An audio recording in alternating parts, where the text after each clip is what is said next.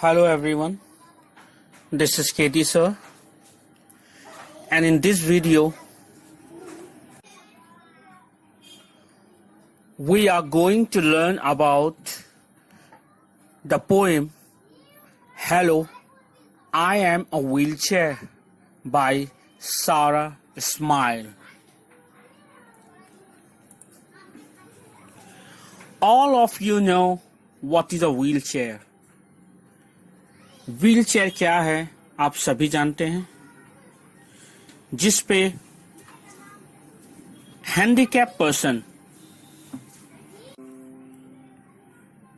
विकलांग व्यक्ति बैठकर एक स्थान से दूसरे स्थान जा सकते हैं।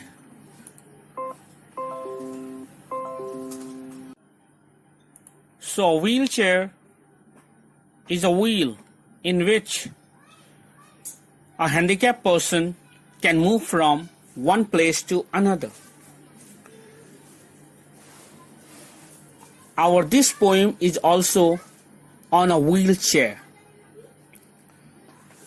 ये कविता भी व्हीलचेयर के ऊपर है।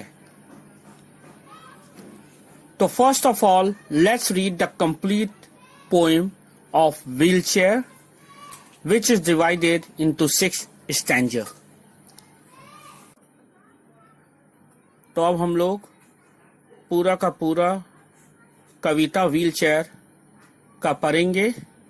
मैं रीड करके एक्सप्लेन करूंगा, जो 6 छंद में विभाजित किया गया है। This complete poem is divided into 6 stanzas. So pay attention and understand it. Here attentively, I am reading out the complete poem.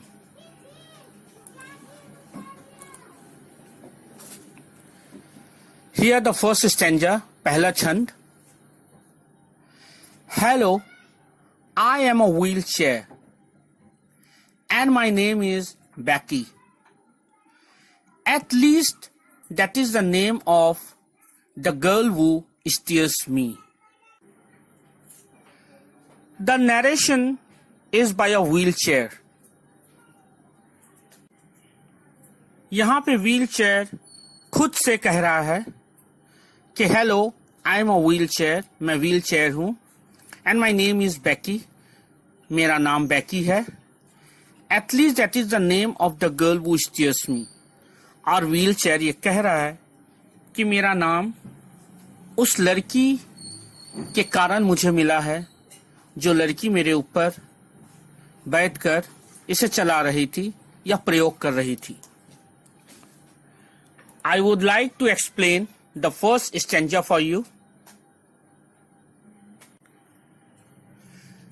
Here the narration is by a wheelchair, मतलब कथावाचक यहाँ व्हीलचेयर है, यानी कि हमें व्हीलचेयर खुद की कहानी बोल रहा है। The personified wheelchair says that her name is Becky, which actually is the name of the girl who uses the wheelchair. Wheelchair हमें अपनी कथा वस्तु कहते हुए कह रहा है कि व्हीलचेयर, मेरा नाम बेकी इसलिए पड़ा कि जो लड़की मुझे प्रयोग करती थी उसका नाम बेकी था।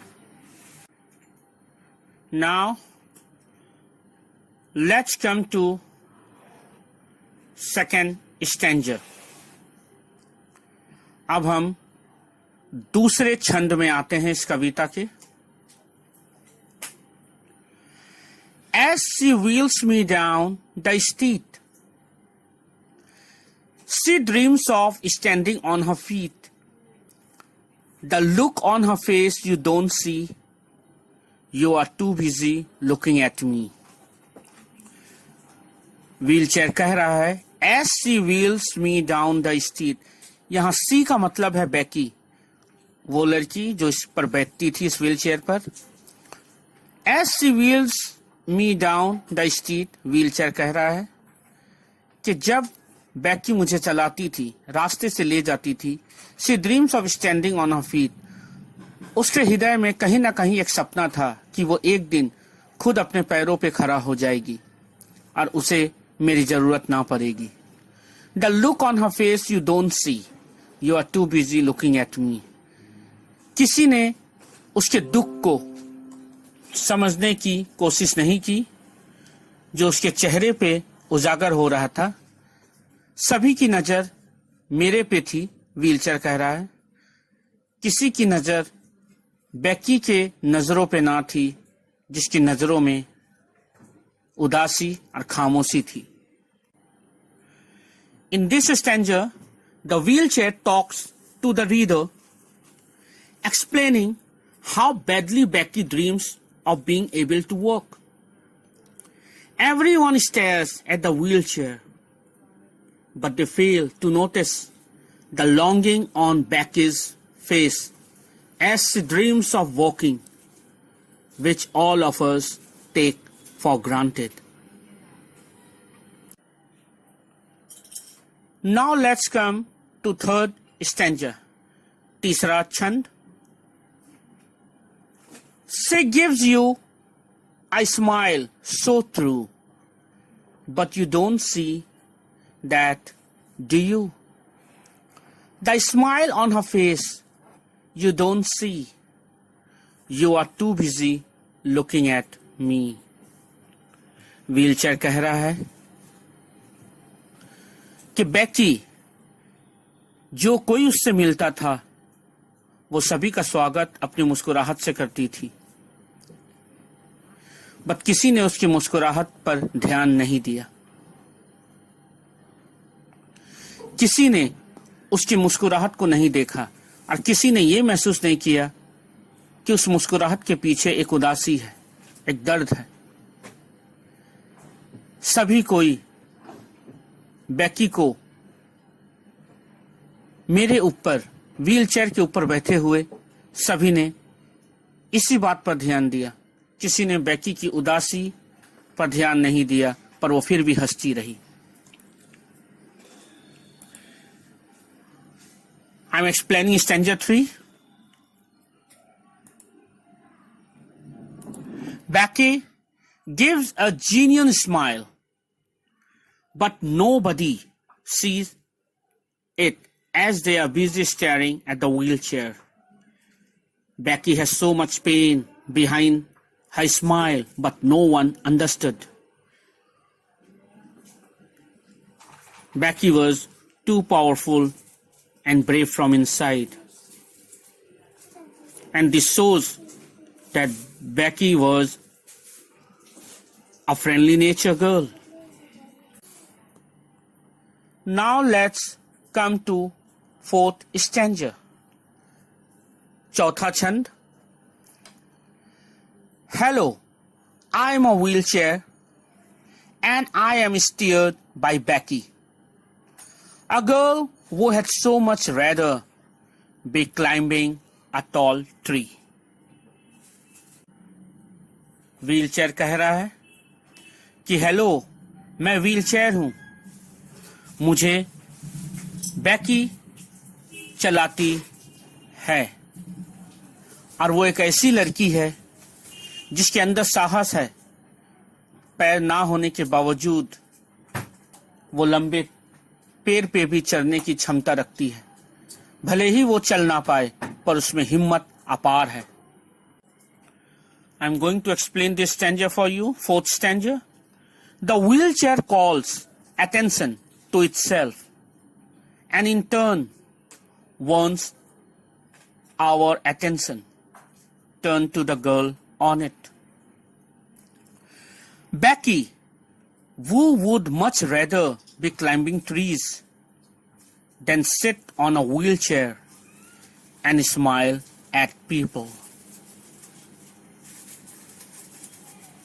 Really, Becky is a very nice girl who always keeps a smile on her face. Now let's go to fifth stanza. अब हम लोग पांचवा छंद इस कविता का पढ़ेंगे. I'm reading out the fifth stanza for you. So, when you meet my best friend, look close and you will see. Without her, where would I be? Parked in a garage, that's where, watching you climb a tree. Wheel chair को कितना लगाव है अपने best friend Beki से कि वो कह रहा है कि अगर तुम करीब से देखो तो मैं कुछ भी नहीं बेकी के बिना। अगर बेकी नहीं तो मेरा महत्व भी नहीं।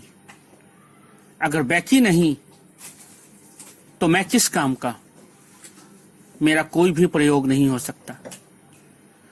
मुझे गैरेज में फेंका हुआ रखा जाएगा और मैं वहां से बाकी को पैरों पे चढ़ते हुए देखूंगा, दूसरों को खेलते हुए देखूंगा। मैं पड़ा रहूंगा किसी एक कोने में, मेरा कोई महत्व नहीं। बेकी के कारण ही लोग मुझे भी देखते हैं, मैं भी बाहर निकलता हूं। इसलिए बेकी मेरी बेस्ट फ्रेंड है, ये व्हीलचेयर कह रहा है।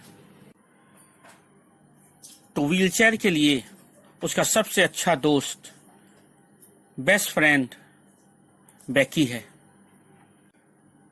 Now I am going to explain this fifth stanza for you. The wheelchair calls Becky her best friend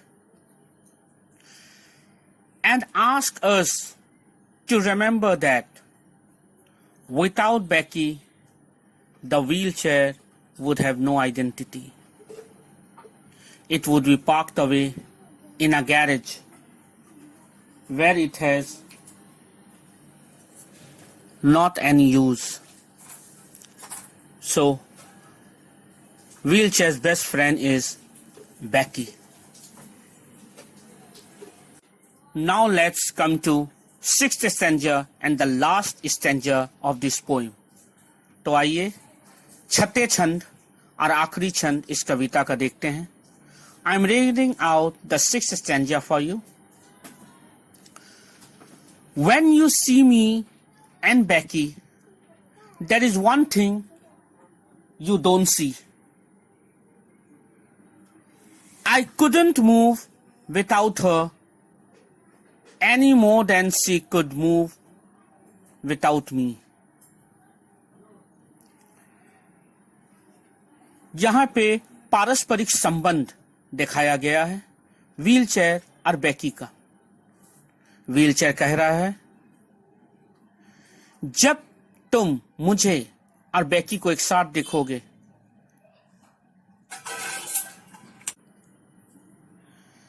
जब हम दोनों को तुम एक साथ देखोगे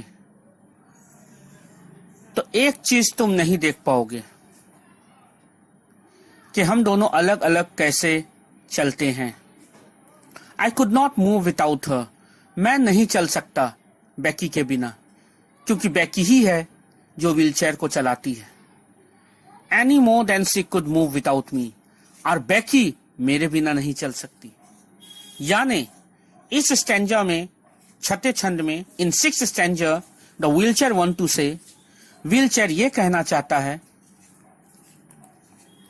कि मुझे बेकी की आवश्यकता है और बेकी को मेरी आवश्यकता। ना ही बेकी मेरे बिना चल सकती है, ना ही मैं बेकी के बिना। और इसी पारस्परिक संबंध ने हम दोनों को एक दूसरे का अच्छा दोस्त बना दिया है। I am going to explain this six stanza and last stanza for you. The wheelchair tells us that as much as Becky is dependent on it, so is the wheelchair dependent on Becky. Without each other, neither would be able to move. So, I hope you have understand all the stanza pairwise. मुझे आशा है कि प्रत्येक क्षण को इस कविता के प्रत्येक क्षण को आपने अच्छे से समझा है। अब मैं इस कविता का सारांश यानी समरी कहने जा रहा हूं। I am going to read out and explain the summary to you all. Please listen attentively, ध्यान से सुने।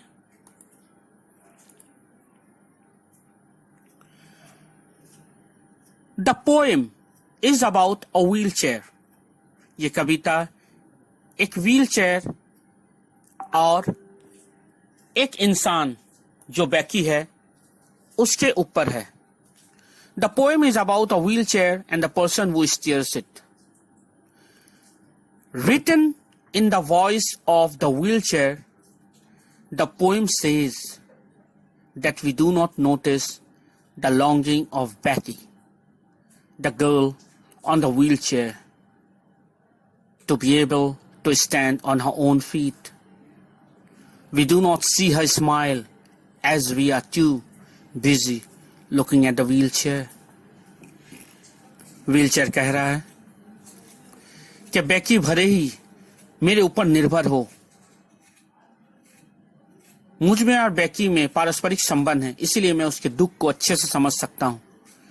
बेकी भले ही हंसे पर उसके अंदर एक घनघोर अंधेरा है, एक दुख है, क्योंकि वो व्हील चेयर के सहारा के बिना चलना चाहती है, दौड़ना चाहती है, अपने पैरों से चलना चाहती है, पर वो ऐसा नहीं कर पाती, जिस कारण उसे अत्यंत दुख है।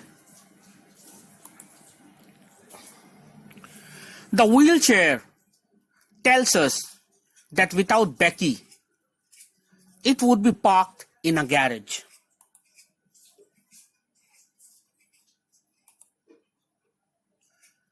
Watching other children climb trees. In the last stanza, the wheelchair tells us that the Becky and the wheelchair are dependent on each other and neither would move without the other. Wheelchair हम लोगों से कह रहा है कि बेकी के बिना उसका कोई अस्तित्व नहीं। अगर बेकी ना होती तो उसे भी बेकार सामानों के साथ गैरेज में फेंक कर रख दिया जाता। अपने आखिरी छंद में, in the last stanza, wheelchair हम लोगों से कहते हैं कि बेकी और व्हीलचेयर ये दोनों ही एक दूसरे के ऊपर निर्भर है। Wheelchair and dependent on each other and neither would move without the other. दोनों एक दूसरे के ऊपर इतने निर्भर है कि बेकी और व्हीलचेयर दोनों एक दूसरे के बिना कहीं भी नहीं जा सकते। बेकी को व्हीलचेयर की आवश्यकता है और व्हीलचेयर को बेकी की। ये था समरी, इस कविता का सारांश।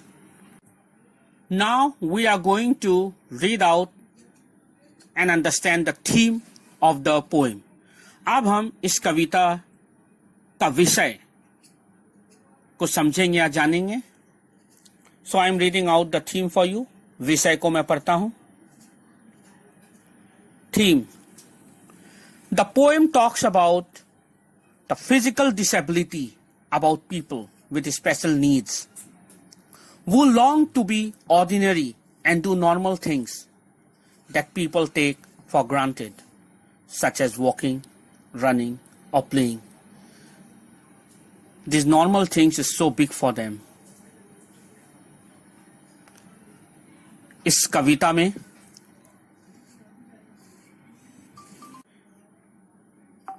विषय में यह कहा गया है कि जो विकलांग मनुष्य होते हैं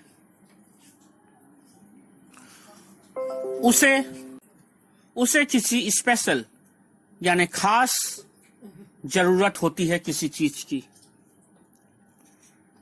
जो दूसरों की तरह दौड़ना चाहते हैं, चलना चाहते हैं, खेलना चाहते हैं, पर विकलांग मनुष्य अपने शारीरिक कमी की वजह से कुछ कर नहीं पाते। यह उसके लिए बहुत दुखदाई होता है। अब वो हम लोगों को, सामान्य मनुष्य को देखते रहते हैं और अंदर ही अंदर घुटते रहते हैं। Now I am going to read out the genre for you, यानी शैली. अब मैं शैली आप लोगों को बताने जा रहा हूं. इस कविता का शैली यानी the genre of this poem.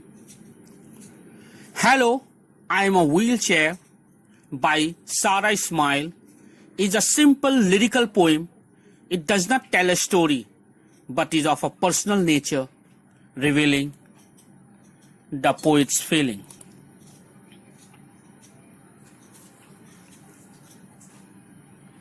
Hello, I am a wheelchair एक साधारण सी कविता है जो एक कहानी तो नहीं है पर किसी मनुष्य के नेचर को उजागर करता है, उसके मन में उत्पन्न हुए भावनाओं को उजागर करता है. इस कविता की शैली